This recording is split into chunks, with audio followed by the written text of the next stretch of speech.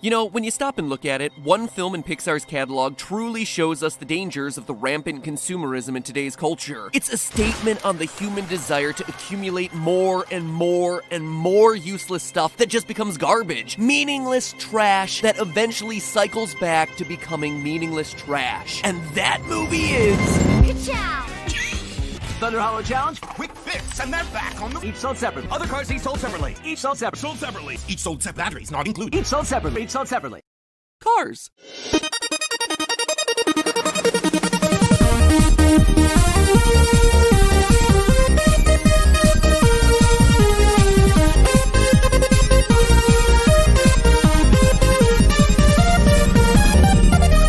Internet, welcome to Film Theory, the show that does the dirty work of sifting through mountains of detail with the efficiency of a WALL-E robot. Which is to say, not very efficiently at all, but hey, at least we try really hard. You know, if there's one thing to say about my favorite Pixar movie, WALL-E, it's that it's not exactly subtle with its theme. The Earth has been transformed into a post-apocalyptic wasteland, left in a ruined state by humanity's wasteful consumerism. And not in a cool way like Sakaar in Thor Ragnarok. Plastic sporks, Rubik's Cubes, leftover Twinkies, the kinds of trash that you and I produce on a daily basis litter every square inch of the planet. The message is beaten over our head. We didn't take care of our Earth, and now you've inherited our problems. We didn't listen! We didn't listen! Every soup tin that you toss, every banana peel that you give the slip, and every Diet Coke can that gets canned is part of the problem. You, dear viewer, sitting in the theater eating your jumbo tub of popcorn and your mega-sized Coke, have made this Earth uninhabitable with your wanton lust for more. More stuff, more things, and now humanity has been forced to take to the stars while these innocent little robots have been forced to clean up our mess for the last 700 years. B&L Starliners leaving each day.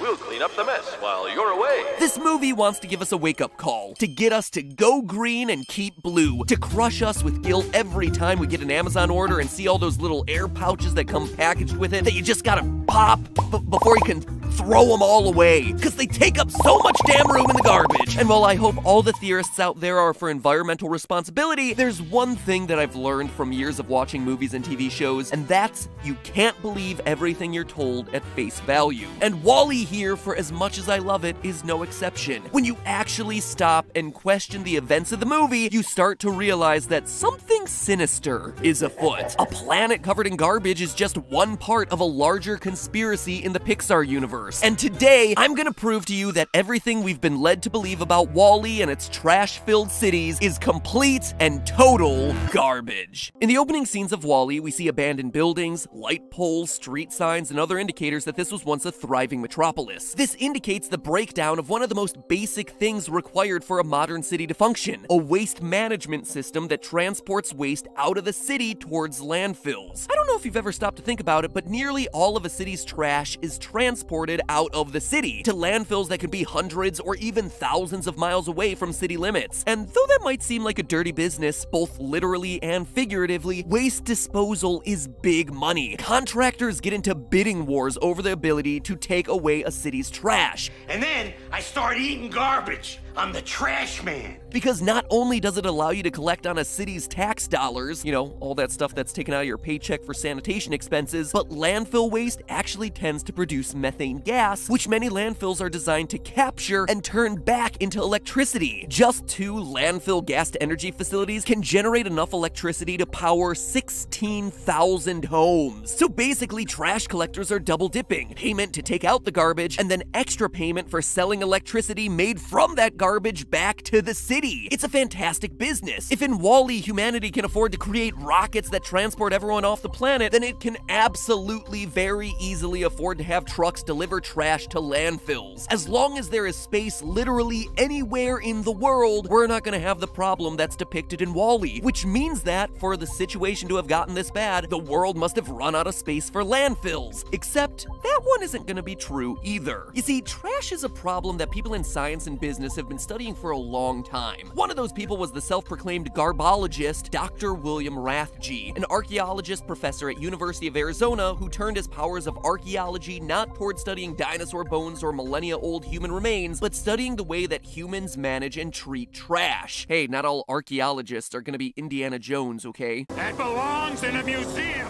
According to to an article by Dr. Rathje in Smithsonian Magazine, the total amount of landmass needed to contain all of our trash isn't that large. A single landfill 120 feet deep and 44 miles square would be able to handle the US's waste for the next 100 years. Now granted, that's a landfill the size of Delaware, which sounds like a lot, but remember, that's our second smallest state. It's 1/20th of 1% of the US's total landmass, 0.0005, and that's to handle all of the waste created by the entire US for 100 years. If we kept filling landfills at the same rate we do now, after 10,000 years, we would still have only covered 5% of our total available area. 10,000 years later. In short, the prospect of running out of space for all our trash anytime near the future just isn't realistic, and certainly not realistic in the 700-year future of WALL-E, not even in the 10,000-year hypothetical future. Besides, by the time humanity gets that far, we'll probably have other ways of dealing with trash, more efficient ways, or,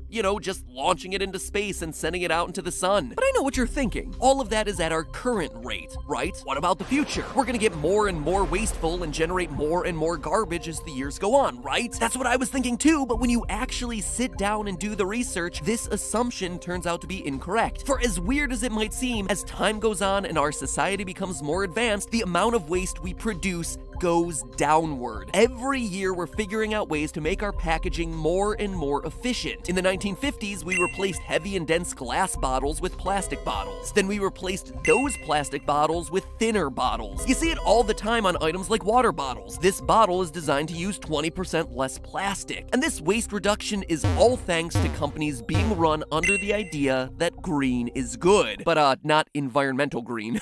No, it's not nearly that altruistic of a goal. Money green is good. When a company figures out how to make a bottle with 20% less plastic, sure, it's good for the environment, but it's also good for the bottom line. It means they saved money by manufacturing 20% less plastic. Packaging foam gets slimmer every year. Why? Not because companies care about the environment, but because the less packaging material you use, the less it costs, and the more items that you can fit into a shipping container or a warehouse. This is one of the places where businesses driven by profit actually make the world more sustainable, even when they're not intentionally trying to be environmentally friendly. Being green simply nets you more green. Our intuition would say that more development equals more consumption equals more waste. But in the world right now, less advanced societies tend to produce more waste because they don't benefit from all the innovations that we have in producing more efficient packaging, food preservation techniques like refrigeration, and a transportation network that ensures that food is always getting to the people who are able to use it rather than being unsold and left to rot. The average person living in New York City right now generates less waste than a person living in Mexico City. In short, as the world gets more and more technologically developed, we're gonna produce less and less waste, not more. Even things like saving paper. We do things all digitally now, so we've saved tons and tons of paper. All of this, the obvious profit motives that companies have to deal with our city's trash problem, the indirect profit motive of companies wanting to use less materials and make things more efficient, and the relatively small amount of land mass it would take to create a landfill to deal with it all, makes it seem like the futuristic dystopia that we see in WALL-E should be impossible. There is no way a city could fill up with garbage like this quickly, unless this was intentionally what you were trying to do. But that would be stupid, right? Who would intentionally want to fill up a planet with garbage? B&L Starliners leaving each day. We'll clean up the mess while you're away. Too much garbage in your face? There's plenty of space out in space. Because at B&L, space is the final frontier. Too much garbage in your face? Too much garbage in your face? Space is the final frontier. So get ready for the adventure of a lifetime. The Axiom is waiting, and the stars are calling.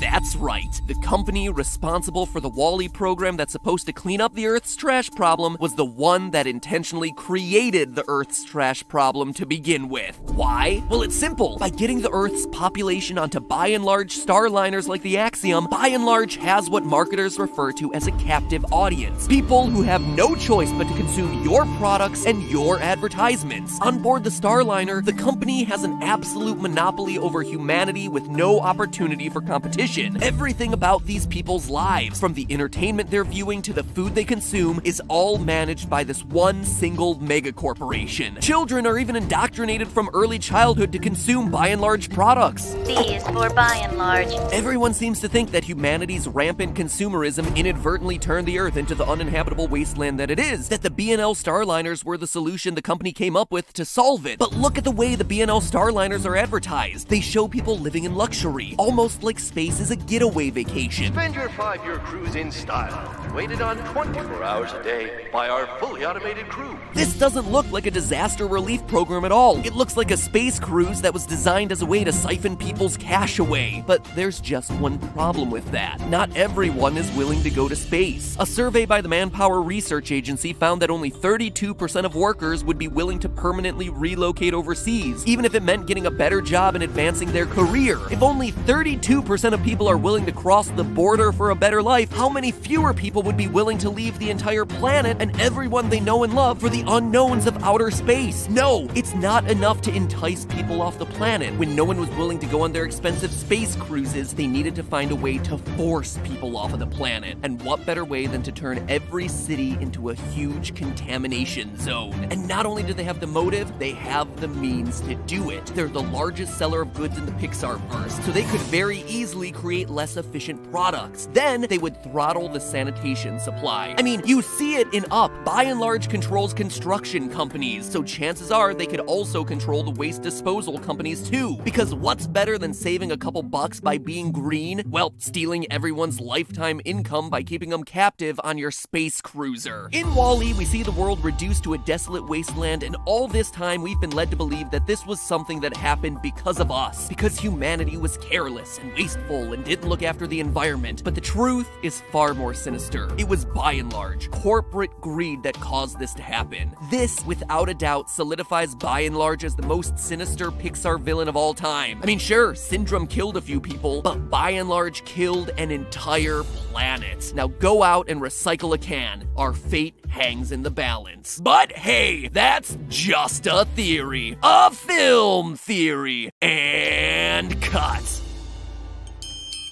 So those are the awful things that by and large did on planet Earth. If you want to see the even more horrific things they did once they got humanity up in space, click the box to the left, the WALL-E cannibalism theory. Or if you want to see my take on the Pixar connected universe theory, that box is to the right. And make sure you subscribe. You made it this deep into the video, chances are you liked it. If you want more Pixar theories, well, get ready because more are in the works. But you won't see them unless you subscribe. Chances are you might not see them even if you subscribe, but hey, help your chances out.